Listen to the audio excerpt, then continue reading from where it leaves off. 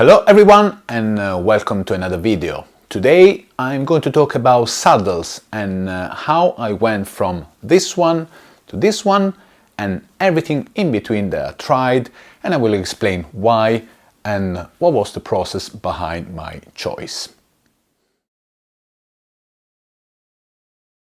For today's video I'm wearing this long sleeve jersey that was sent to me by a company called Suki Sport. They've been in touch through the Instagram, we had a chat, and I looked at the website and straight away this orange color caught my eye. I don't have anything in this color, I have maybe only the red jersey that kind of deviates from my all black attire, and this was really a very good addition to my clothing. Is a lightweight long sleeve jersey that again I didn't have. That would be perfect for those in between seasons in London here, and it fits me really well. This is an XL version, so the sizing seems to be very similar, for example, to Castelli, so it runs a little bit tighter than you would expect. Everything else I wear is in large, and this is really nice fitting. Only drawback, well, I didn't eat for 2 days before modeling this one, and I'm joking. I do like when it's quite tight, you know how vain I am, and I'm very happy that Suki sent me this one.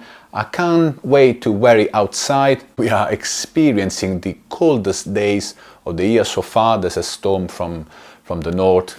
Unfortunately, it's not yet the weather to wear this outside. The comfort on your bike is of course of primary importance. You will not enjoy your riding. On the long rides you will hurt and you will lose interest in the sport. I started riding the Merida with the saddle that came with it. Quite nice shape, classic design of a road saddle. This is the design that you will find on many bikes. It was comfortable to begin with, didn't have any major problem. This is because at the beginning my position on the Merida was quite upright. When you are not actually a lot curved on the bike, then your interaction with the saddle is mainly here. So you need to make sure that the saddle you are using kind of fits your seat bones width. We do have variation in how we are built within a range.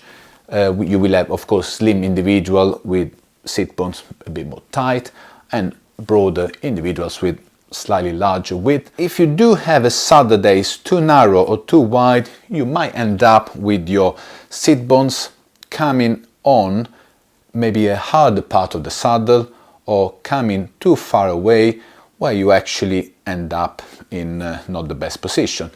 But by and large, these are not the main issue that you will feel discomfort when you sit in an upright position. If you do feel discomfort in an upright position, main reason is because your saddle height or fore and aft is not actually comfortable for you to ride on. And this is where I really had to thank Francis Cade and his series with Bikefit James on Bikefit Tuesday, because I watch all their videos. They are a fantastic source of information, and the main thing, of course, James focuses on is your position on the bike first before altering any saddle model for you. Because the main issue is that you don't have a good interaction with the saddle, mainly because sometimes the saddle is too high, so your seat bones are not actually steadily planted on the saddle, because if it's too high you might end up reaching with your pelvis to one side or another when cycling, and eventually these movements will on the longer rides make you uncomfortable in this area. I've experienced this myself. I've done a video on saddle height and general position of the bike. I'll post the link down in the description, but really I suggest you to watch the Bikefit Tuesday videos on Francis Cade, really fantastic source of information. I had a good position on the Merida. I was riding the saddle that it came with and didn't have any major problems. What changed for me and my saddle experience is when I got the Canyon. This is because the Canyon came with a Physique Antares that looked beautifully professional. I collected the bike from East London and I rode it back here to Wimbledon. That journey was so painful that you will not believe. I remember the first few meters when that Antares was slapping me in my perineum area, like, you know, a new kind of sensation. And I remember me of James Bond sitting in his torture chair where his enemy kind of slaps him with a ball or something. So it was really not the very best experience. So I was happy with the bike I got, but straight away I found a discomfort on the bike. Then I started researching why would have been the case. I understand that I do have a slightly anterior rotated pelvis. I got a quite strong curve at the back. Even if I try to counteract with holding the core in, eventually my shape moves the pelvis slightly forward.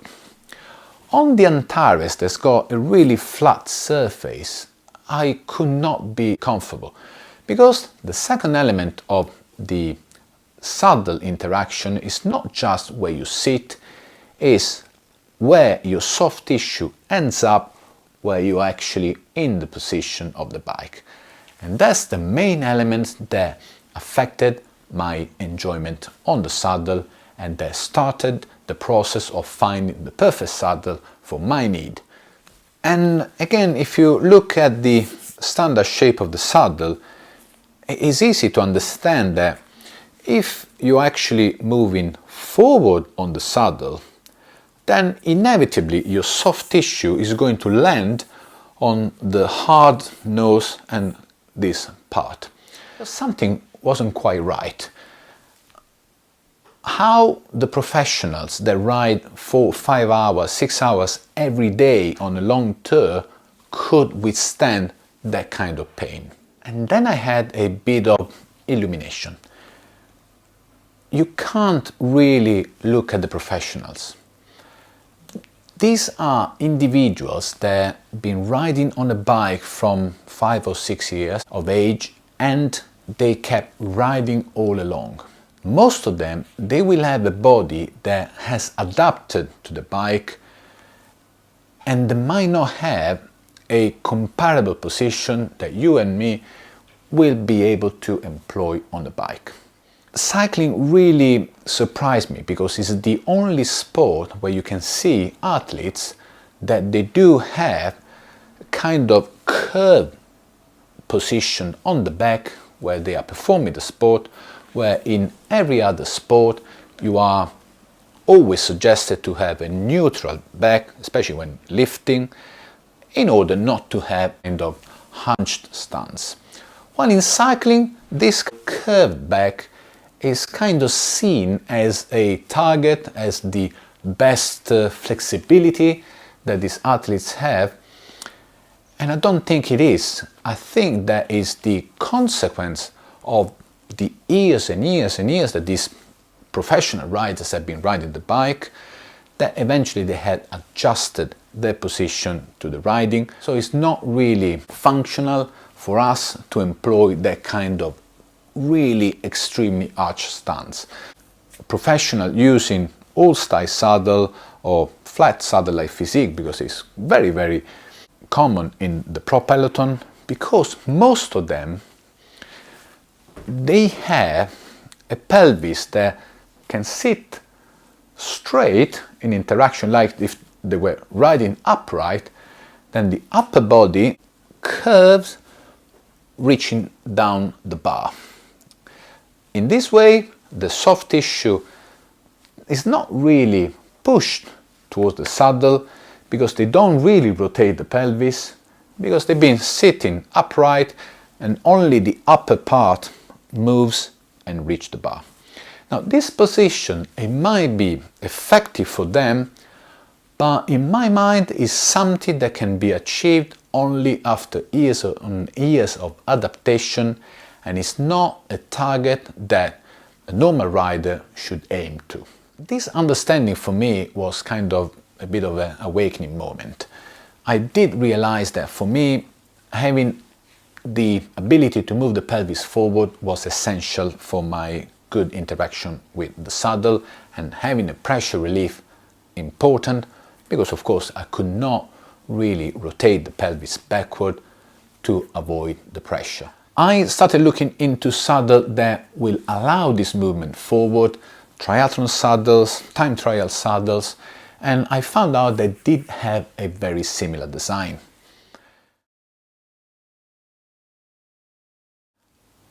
I started exploring then with the ISM saddle. A friend of mine is riding a ISM and I tried a couple of them. The concept for ISM is a bit extreme. They will only have the seat area on the saddle, everything else is cut off. For you to be able to rotate as much as you want forward. It was good at the beginning, strange to adjust to, because it's a really different design. I had a slightly different problem with the ISM that I wasn't expecting. Where the two prongs are and you sit on them, everything else is exposed. What I experience is quite strange and personal, that the bouncing on the two spherical elements that are down below were actually bouncing and getting some discomfort by touching the prongs of the saddle. So I decided that for my particular style the ISM was not the best, even though the perineum area was completely free, but the bolts had a bit of a kicking that wasn't nice. So I changed and tried a saddle with a big cutout. That was the Aelius, the Bontrager, anyway I can't say that. The Bontrager is very similar to the Specialized Power that was the kind of first saddle to be shorter and offer a large cutout. Having decided that a saddle with a cutout was the best for me, wasn't just enough to have actually a comfortable one. When you do have a cutout, you might end up with a slightly different problem.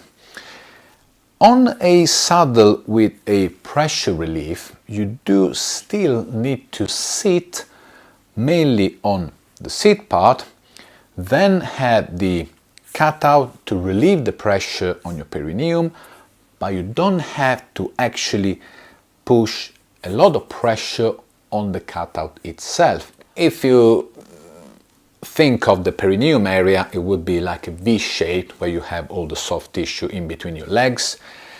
The cutouts will need to be tailored for the pressure then you will be able to exert on that area. The Bontrager was, by the design, maybe too wide for me, where I actually end up sitting too much inside and the two elements were actually pushing too much in my soft tissue, and I wasn't really relieving the pressure on the seat bones enough. I moved back to a more traditional saddle with a cutout with the Bontrager Montrose. The Montrose was a very good design, in a way a hybrid design between a large cutout saddle and a traditional saddle. And I thought I'd found my perfect saddle with the Bontrager Montrose. It had a cutout around this area, a traditional design, a good seat area that perfectly fit me, and I was really happy. The problem with the Montrose were not coming out on the hour journey of the commute. I was going in and out of work, no problems at all. I was riding the bike, not feeling any discomfort. But this is where sometimes the longer rides will tell you what's the problem with the saddle. I realized that in the hard efforts I was moving, yes, the pelvis forward, but also moving forward altogether on the saddle. And this way I ended up on a place where there was no cutout, and again hitting hard the soft tissue on the harder part of the saddle, because the Montrose had a cutout here, but here had a traditional nose. I realized again that for my personal preference we had to have a saddle that will allow the cutout all the way through, to allow rotation of the pelvis, soft tissue release all the way through. And ideally my saddle maybe could have been a S&P saddle, that they do have this design. I didn't try one, first of all because they cost a lot of money, they weigh maybe a lot more than a normal saddle, so I decided to find something similar to an S&P, and I finally settled on a Sellitalia Novus Boost, designed similarly to an S&P, maybe without the kind of edgy design that Sell S&P have. And straight away I thought that this could be the perfect one for me, and this was an instant revelation, because this saddle allows me to sit properly. The width, this is a large version, they do have the small and the large version. The large version size is perfect for my sit bones width, and even if I move forward you do have a lot of space and nothing that will come out to hit you down there. Problem is discontinued. I don't know why. Sellitalia has changed the design and they go back to a more traditional design for the Novus. My idea is that the split nose is not very efficient to build a durable saddle. This is the cheaper one, I got it about 50 quid, and as you can see, unfortunately is splitting at the nose. I bought the next one up with the titanium rails, a bit more expensive, much better quality, and the stitching is actually different. I hope that this version, that seems to be better constructed, will last me a little bit longer. To sum up, saddle is very personal, yes, but there are a few things that you need to consider first. Main one is the position on the bike. You do have to have the right saddle height, the correct position, not to put too much weight on the handlebars. You do need to be sitting properly with the saddle mainly flat, because you can't really alleviate the pressure on the perineum moving the saddle angle, because you will slide forward to the bar. Don't look at the pros too much. They might have a position that is unachievable for you because of the adaptation over the years and years that you've been riding a bike that is not achievable for us. Understand how far forward you want to move on the bike, and in that case it's inefficient to keep the pelvis straight. You might need to move forward, and you do need a saddle that will allow the movement all the way through, ideally if you also want to move forward to the saddle. Let me know your experience, because I understand that is a really personal choice and can vary so much. I will really want to hear the solutions you had in this area. Thanks again for watching. I love, of course, your subscription, your comments. I'll be happy to discuss. See you to the next video. Ciao.